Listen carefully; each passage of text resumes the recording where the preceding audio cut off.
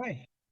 As we approach the end of a calendar year, many of us have the practice of looking back on the year that was, reflecting on the highs and lows of the year, and shape our dreams and aspirations for the coming year.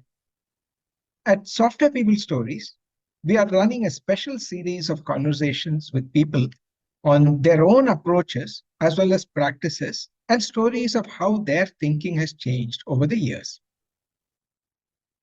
Today, I'm in conversation with Anantha Natarajan, my colleague from PM Power and an accomplished coach. He prefers to be called Anand. In this conversation, Anand shares how his approach has evolved over the years, influenced by the context and environment in which he grew up, and moving to a larger city for studies and on to professional life in metros and across the world. A question he was asked by one of his mentors about 25 years ago about his aspirations for future kind of set him to think about the past as well as the future.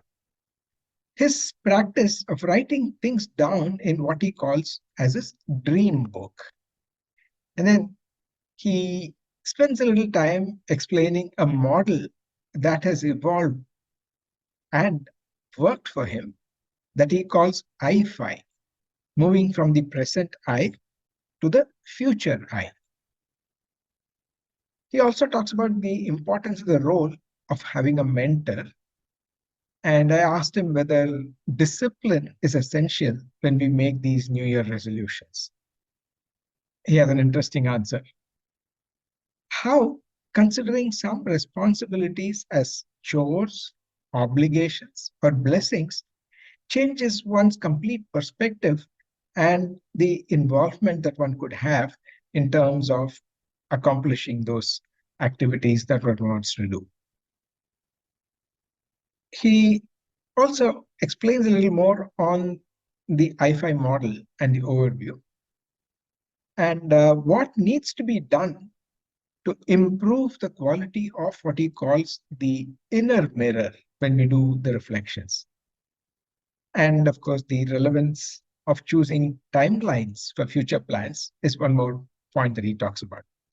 There are a few other points as well, which I hope you will find interesting and you will get some ideas to reflect and plan for the coming year. Hi, Anand. Welcome back to the Software People Stories. Hi, Shiv. How are you? Yeah, good. So this time I want a different story from you.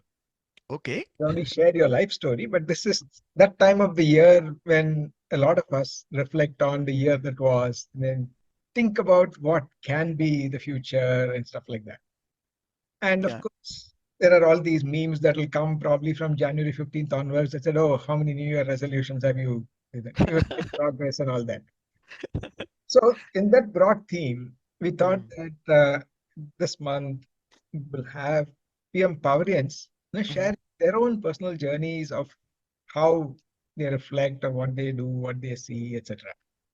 So to start off, I just want to understand if you have any personal practice of call it reflection, planning, retrospective, whatever it is. Uh-huh.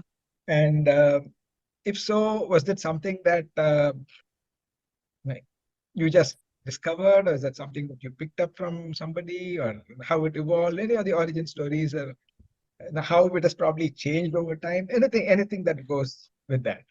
Okay. So the broad thing is about introspection, reflection about the individual at this time of the year. Okay.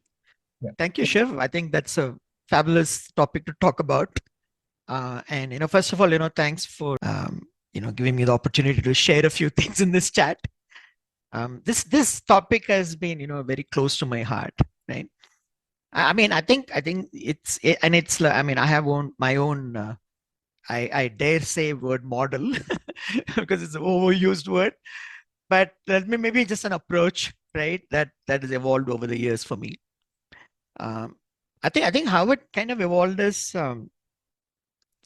like I come from a very small town, right? And then when I went to college, I suddenly saw this totally different world in a big city, right? With people from different states and different languages and different nationalities.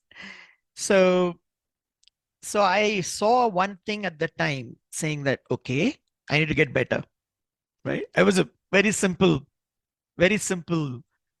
inference from the environment I found myself in. And there were so many areas I needed to get better, right? So since then, I've had very simple, and then I started work, right? And I used to do very simple things like, once in a year, sit down, pick up a notebook, write down, what did I do this year? What can I do to improve in the upcoming year, right? And usually, I'll open that notebook again at the end of the next year. That was what happened to me. But it's probably about 25 years or so ago. One of my mentors asked me this question, Anand, uh, what do you want your life to look like? Right? I mean, that was so at that time. I think I was probably around, what 40, around 40s. That's probably the midlife, and you start thinking about some of these things, and and uh, and that was a very pertinent question for me at the time, right? So I started evolving something more. I started thinking about, what do I want to have, in terms of my life, financially, professionally, right? And I was very career focused at the time. So a lot of things were around money, and so I had this what we used to call like a dream book, right? So started writing some things down. Yeah. I think, and that sort of thing, some of it worked for me, some of it didn't work for me, right? But over the last 20-25 years, I've sort of evolved a model now, which I think really works for me. I can say that I call it an I-Fi model, right? With the simple thing that the I realized the life I have is an outcome of or a manifestation of who I am now, right? And if I want my future to look different, uh, I need to look different, and there is a future I need to evolve. So there was a simple paradigm shift for me, right? Um, so in the last, probably more so in the last year or so, the model has crystallized a lot in my mind, and I find that working for me. Yep. Okay. So was this primarily about you and your perspectives? Or when you said financial or professional and so on, did it also include any personal? Um, it's a good thing. You should say that it's about me. See, often, I think many of us, and including me, right, there is some kind of a social yardstick we use, right, for measuring our success or, how well we have done. I lived in Australia for about, 13 years, came back to India. I felt I was very successful there. I was heading an IT department, came back to India, and then I joined a startup, right? I was feeling pretty good about myself, what I've achieved. And then one day, the founder, in a friendly chat, he told me, Anand, you know what? You wasted last 10 years of your life. See where India has gotten about and where you are. And I was feeling miserable. I mean, successful one day and just miserable a moment later. So I found that success has to be about me, right? A little bit. And much later, another one of my mentors told me, Anand, how do you feel about yourself is a key indicator of success. And so that was like a big shift for me in my thinking, that it's not to use a social yardstick or a compare, right? Like the dreadful thing called comparison, right? Yeah.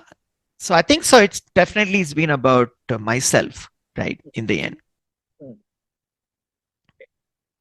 So in the evolution, these concepts into a model for yourself, Mhm. what is the role or what is the significance of having a mentor? Or should it be multiple mentors? I think huge. That's my view, right? In fact, all my the paradigm shifts I call have come during a discussion with the mentor, right? I spoke about, what happened about 20, 25 years ago when my mentor asked me, right, that question. It's not like the mentor tells you, right, what it should be. It's just helping you, asking the right questions, help you figure it out, right? So more so in the last, so what, about, I think about no, it's almost 7 years now. So about 7 years back, I lost my wife, Radhika, right, to cancer unexpectedly. And there was a big jolt, right? All these models I had about goals and dreams and strategy and how will I get there just fell apart. I mean, nothing seemed to matter anymore, kind of thing, right? Okay. And I struggled with, it's not like I was dejected or something. Okay. I mean, I was just moving on with life. I had accepted it. But would I say I was motivated and fired up moving towards some future or a future, creating a future world of mine? No, right? And in fact, it was a conversation about a couple of years back with the master coach that actually triggered a lot of thoughts, right? And it was just about a month or so, a lot of things crystallized in my mind, right? Okay. Okay. And that so I think a role mentor can play a huge role. Yeah. So now you've been able to gather your thoughts, get some guidance, and so on. Now, to put it in practice, are there any techniques or approaches, particularly? I mean, the one thing that I'm afraid of asking because I kind of guess the answer is there a discipline needed? Okay, I can tell you this much. I've never been, I can't say I'm very disciplined, right? I found the best thing is not to focus on the discipline, actually, right? Right? Because that sort of puts pressure on you saying, I've got to be disciplined, okay? And sometimes it works against your nature, right? Right. That's what you drop off saying, yeah, it's too hard. Too hard, yeah. Not for me, kind of thing, right? So the answer is yes, there is discipline required for sure, right? But I think I think there's a flavor to it and how it actually manifests. So maybe that's a cue for me to talk about what it takes, right? So obviously when we say that we say today our life is about who I am now, and my future life is going to be about who I'm going to be in the future, right? Okay. So automatically the next question is, okay, how do I go from today's I to the future I? Okay. There is a I-Fi. Yeah. Okay. The today's I to the future I, right? And that definitely involves change, right? When I say change, I'm talking personal change, right? And a number of things play a part in this change, right? So what I used to find is, like these New Year resolutions you spoke about, right? You will start with something, right?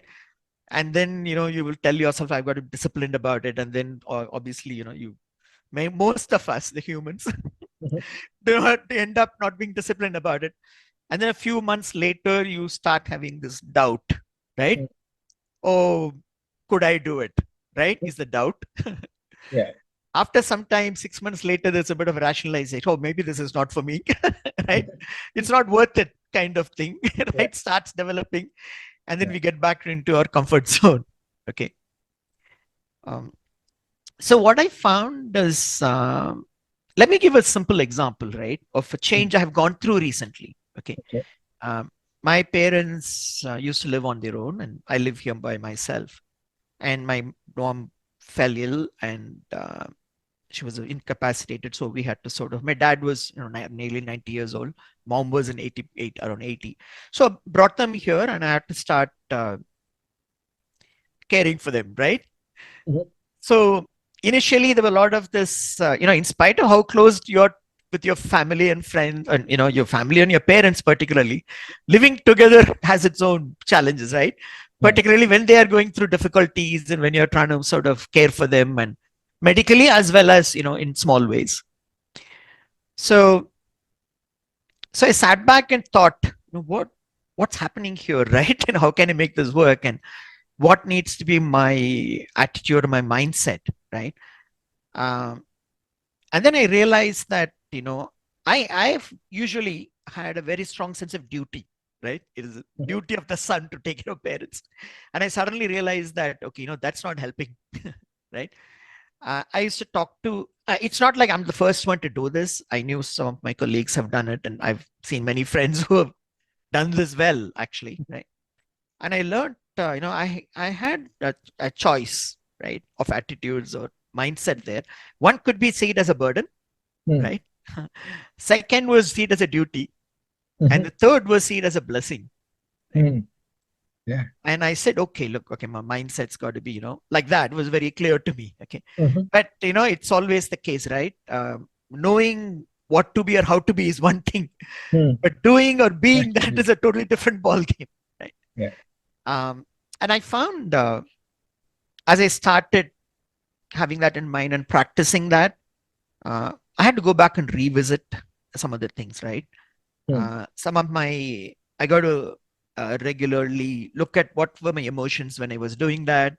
Mhm. Was I accepting as them, as much as I should? Was I respecting them? Was I enjoying, right? Mm. And I think another thing I found is there's an element of action, right? And Mhm. I could do that by, say I play cards with them, right? Mm. Mm. Spend time with them chatting, having sit down Yeah. and have tea in the balcony. So there Mhm. was specific actions needed to harden that mindset, if I may say the word, right? Mhm. Um, and um, and then keep at it. So Yeah. I found there was like a little formula for me, right? Um, Mm. uh, Figure out what my mindset ought to be, and Mhm. then do some actions, right, Mm. in line with that mindset, right? And Okay. it's not going to work always. Then you got to sort of persist, right?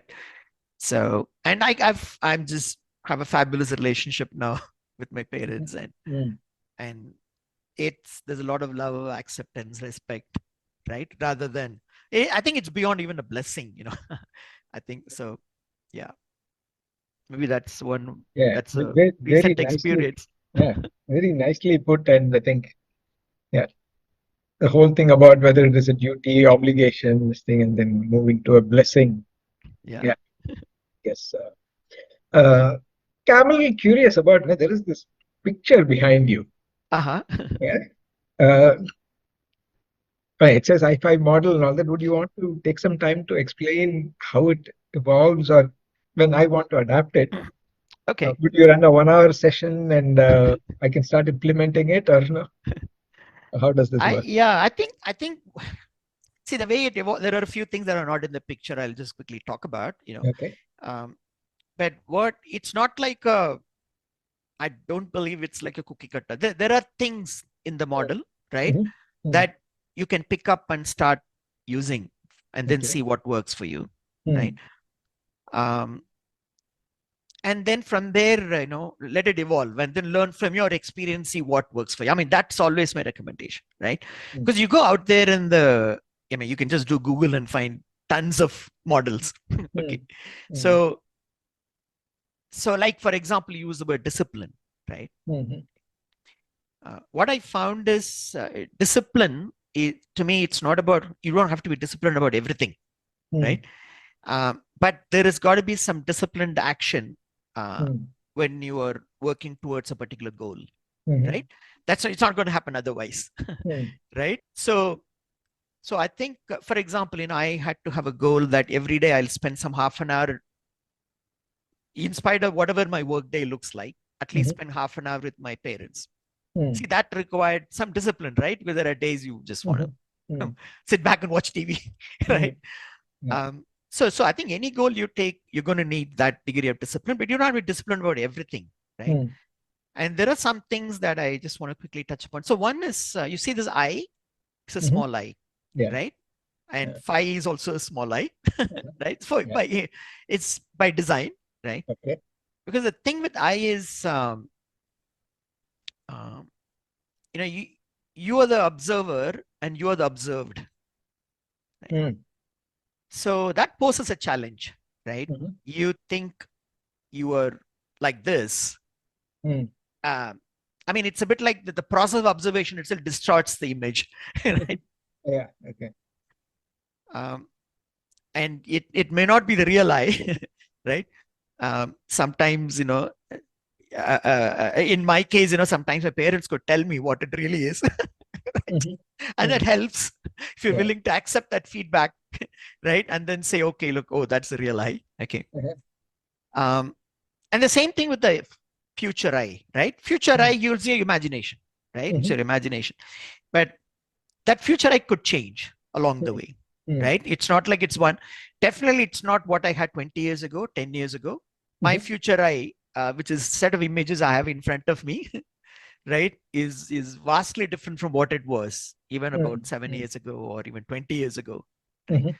So that's why I put small I's there for different reasons, but that is one. Okay. The second thing is I talked about the true I, right? Mhm. So I see, how do we observe our eye? We look at some kind of an inner mirror, right? Mm. I don't know how many times I've changed because somebody told me, but Okay. I've changed more often because I saw something in my inner mirror, right? Mm. Wow. Mm. So the next question is, what is the quality of my inner mirror? Mm. How good is it, right? Okay.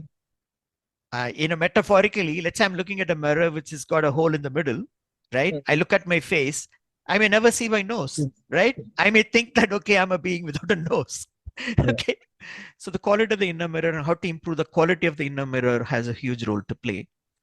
And there again, I found things like, mindfulness, meditation. Those are Mm. specific practices, like you said, what can you Mm. actually do Mhm. that can improve your inner mirror, right? Mm. I think that's huge significance Mhm. in improving inner mirror. Maybe just a third, one more point I'll make. The third is your emotions, right? Mm. So let me take my example of, working with my parents and things like that, right? I Mhm. talked about love, right? Mm. Um, and I found when I'm interacting, there are times I used to get a little bit upset or a little bit irritable or Mm. whatever, right? So two things I found, uh, rather than my conscious thinking, Mhm. my emotions drive my behavior more than just my conscious thinking. Like I may tell myself, I should be loving and respectful and behave this Mhm. way, but my Yeah. emotions at that time drives, right? And the Mm. funny thing about emotions I found is, I say that from experience, love begets love, right? Mm. And irritability begets irritability, anger begets anger. Anger. Mm. So, and then it spirals out of control. So emotions have a huge role to play, right? Mhm. And I think emotions are the fuel, right? Mm. um, it gives you discipline. It pushes you in a Yes. direction to act as necessary. So Mm. anyway, that's just a long explanation of some of the things I've called out, things like fear, guilt, right? Yeah. That play a huge role. Mm. Yeah. So I think the model itself is, I've talked about some of that. It's a journey, right? Um, there are a couple of things which are probably not talked about here. I also recommend having a purpose for life Mhm. and also a philosophy for life, right? I have not put that in the model, but because sometimes it's very hard to figure that out, right? That also Mm. evolves. Yeah. Yeah. Those are probably the ingredients of the model that I've seen works for Okay. me. Yeah, sure. Yeah, a lot of these are, or at least seem to be fairly simple but powerful concepts. And you also talked about being practical and also the discipline and doing things. So now my more logical thinking, excuse finding mind has more questions. Uh-huh. In projecting your future self, Mm. is there a time frame that you also have to consider? Is it about how you want to be next week, next year, next decade? Excellent question. There are two things here, right? One is I've heard people say that, look, having goals puts stress, right? So I would rather not have stress. I live life as it comes by, right? As it comes, right? That's one type of people. The second type of people I've seen is I have a broad direction for where life want to be, and then Mm. I'll take it as it goes along. Mhm. Okay. Um, so what has worked for me, uh, like I said, this future eye, right? Uh, the way I've seen it work is if it is too close, you find but let me say this. I don't like to start with too close. My preference is to start with something that is maybe 5 to 10 years from now, right? The reason is, see, you want your future I not to be a projection of today's I. It can be whatever you want it to be, right? It's difficult for me to imagine something I can be totally different in 1 year, right? Even 5 years seems to be a little bit of a stretch, right? But I found 5, 10 years is like I mean, you think you can be anything. I mean, I can be, Steve Jobs or Bill Gates or whatever, right? Financially, right? Or I can tell myself, look, I want to live like my dad, or I want to live like the teacher I knew who was my role model for the way life should be lived, whatever, right? Okay. So I think, so I start usually when I draw up my future, I put far out, right? Further out. So it's not 5 to 10 years is what I usually say, right? So I'll give you an example. Okay. I'll give you 2 examples from my own thing, right? I have one which says, I'm a renowned leadership coach. Okay. Right. I know that's not going to happen in a year, right? May not need 10 years for that. Could be 5 years, right? Maybe 6, 7. I mean, like that. Okay.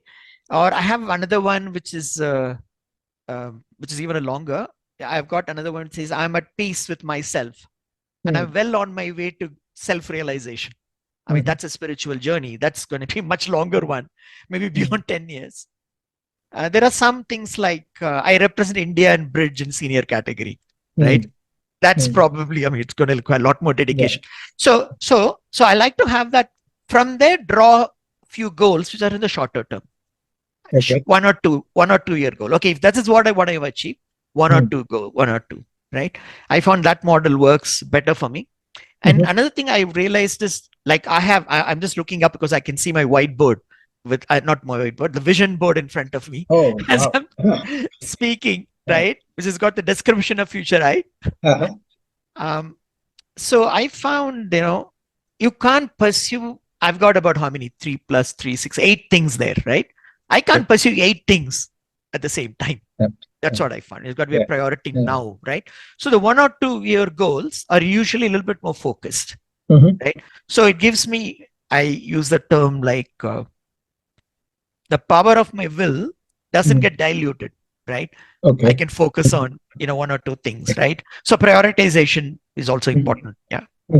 I don't know if that answers your question on the time frame. Yes, it does. But then it also triggers 2 more questions. Okay. Now, one is, how frequently should one be reviewing this? So, I mean, you mean reviewing in terms of making changes to it, right? I'm making changes and reflecting. We started reflecting.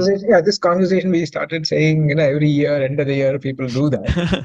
I think that's just an arbitrary period, but at least some period. You have a time window when you do this. Yeah. So draw this vision of your future I, and also have some shorter term or nearer term goals, or what you would like to see this. Where do you draw a line? That is, every day do I say that, oh, have I moved, so that it doesn't become an obsession or a compulsive thing, or putting more pressure, versus saying, okay, next year I'll review. Right? Yeah. Okay, good point. So what I found is, first of all, the 10-year goals, right? Or whatever, no, I wouldn't say 10-year, maybe 5 to 10 years, a future I, right? I've got it in a visual form, right? And always there, right? I mean, I look at it every day, literally, right? Okay. But that is just to give me, okay, hey, this is what I'm pursuing now, right? This is what is important for me now, kind of thing. Okay. So the visual thing is always with me, number one. The goals, which are maybe 1 or 2 year goals, I found there are some things I would look at maybe on a weekly basis, right? I think that is usually a good practice. Okay. When I have a strong goal, then I look at it, okay, weekly. Mm. There is something I do daily, okay, Mm. uh, which is about the change that I talk about, right? Mhm. The I to the phi, that personal change that is required, that Mhm. I found it works for me. So very simple practice. I mean, it's actually, I learned it from, I practice a heartfulness form of meditation, right? They talk about at the end of the day, you say like a 1 minute prayer or something, right? Mm. Following that, you give some thought to what happened during the day and what are Mm. some areas that you need to improve, Mhm. right? That's more behavioral thinking. How did I think? Okay. I didn't think right Mhm. there, right? Oh, I didn't treat that person as well as I could, right? I found that is for me a daily practice. Okay. So I'll give you a very simple example again, right? Um, um, I had written one article. I had given a talk actually. Okay, one of my colleagues had gone through the talk, and during lunchtime he told me they liked the talk and they enjoyed it. Mhm. Okay, Yeah. you know, and then I was so excited by the talk and the preparation that went through the talk. Yeah. I just blabbered for the next 5 minutes about how I prepared for the talk, how I made the talk, right? And later I was thinking, oh my God, I want to be a great coach and I'm supposed to listen. So when he said that, my question actually, I really should have been, hey, what did you like about the Yeah. talk? Right? Rather than me going on my own journey. So the next day I realized, okay, look, I got to make that small adjustment. Okay. Mm. So I find that daily thing, looking up to my parents, that was phenomenal help. Today Mhm. I did this with my dad. I got a bit irritated, when he Mm. soiled the bathroom or whatever. I Mm. don't need to, right? Yeah. So the small things. So I think when it comes to personal change, I think it's a daily thing, Mm. right? Mm. Because there it's small things. Yeah. Mm. So the second question, again, Mhm, kind of related to time and the preparation part. mhm. Um, Sometimes a motivator or a reason to look at it could be some personal, milestones. Yeah. Could be, yeah, I'm going to get married. Mhm. Probably everything is going to change after that. Or we say that, oh, I'm going to turn 40. Uh, After 50, life is going to be very different. Or I'm going to turn 50, I'm going to turn 60, whatever is that number, right? mm, Now, if you have something like that, by the way, I started this podcast. I said, when I'm 60, I have to learn something new and do something. That's how it started. But Very that nice. apart, how much in advance should you start preparing this? How long does it take before all these different thoughts and different ideas brew in your head and then you're able to crystallize? See, like I said, a lot of my thoughts, a lot of things were brewing for me in my head for about 4 years, right? Mm, mm, In the fifth year, right, I had this conversation with the mentor, right? mm, And suddenly it all crystallized in a month. mm, Okay. yeah, And those specific, triggers could be there, like mhm, you're turning 40, or, those are moments we naturally reflect on, could be mhm, there. yeah, Um, but it doesn't take time for things to crystallize, right? mm, And again, I go back to practices like meditation or mindfulness. Those are phenomenal tools, mm, right? To mm, crystallize things faster. Yeah. mm, yeah. Okay. I think you kind of partly answered the next question that is popping up in my mind right now, which Uh-huh. is many of our listeners fall broadly in the category of this midlife crisis phases. Mm, Okay. Usually, I like to ask the guests about their career advice. mm, I want to ask you something slightly different, but mainly targeted at that segment and not necessarily going through a crisis. mm, But as leaders or managers, uh, somehow, as you described it, I felt that this gives a good opportunity to at least guide other individuals in your team or anybody else, maybe your peers also sometimes. Now, now going beyond, let's say, the introspection and reflection, mm. if one also wants to help somebody else, what kind of preparation is needed, or is there is it something that comes naturally or can it be trained?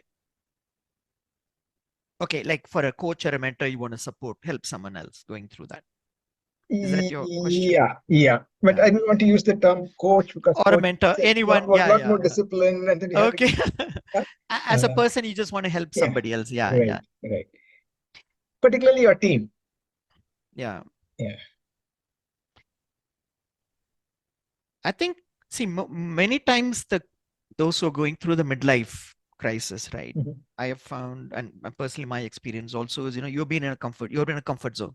mm, There are definitely areas for comfort zone, mhm, right? That you need to break out of, right? mm, Uh, and from a coach so to me, that awareness, right, mhm, I'm calling it a pattern, right? mm, Okay, of when people go through midlife crisis, usually that. The second pattern is there is a tendency to compare mm, with others, right? mhm, I look at others and a tendency to compare, right? mhm, So I think as someone who's going to, if you're going to guide them, I think mhm, those are probably two big pitfalls those people can fall into, right? Those are two traps, right? yeah, So as a coach or a as a, I can't help that term, sorry. So as someone who's trying to guide them or talk to them, mhm, be willing to listen and uh, see if you can see if I mean, first of all, don't prejudge, mhm, right? See if there is some truth to that. I'm just talking about general patterns.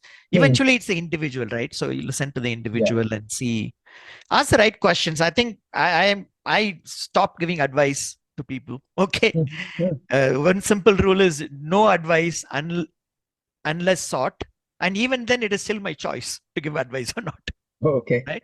So that is one, anti-pattern. Don't start with advice. Uh, They may ask for it, but mhm, still, I think we should resist. Yeah. yeah, good. Something for me to reflect on. Someone asked, I also tend to tell them or tend to give them a lot of stories and all that. Yeah, good. Yeah. Yeah, it's been a wonderful conversation, Anand, and I think gives definitely a lot of things for me to think about, reflect. I'll see how I can incorporate it in my year-end reflection. Yeah, thanks a lot. We'll Thank you, Shiv. definitely share the link to your blog post that explains this whole process in a lot more detail. Yeah, Yeah. Thanks a lot, Shiv. Thanks for the conversation. thanks. If some of these practices have worked for you or possibly not worked for you, would you like to share your story? Reach us on podcasts at pm-powerconsulting.com. And please, please, please do share this episode as well as the podcast with your networks and spread the word if you've been finding these interesting and useful. Thank you.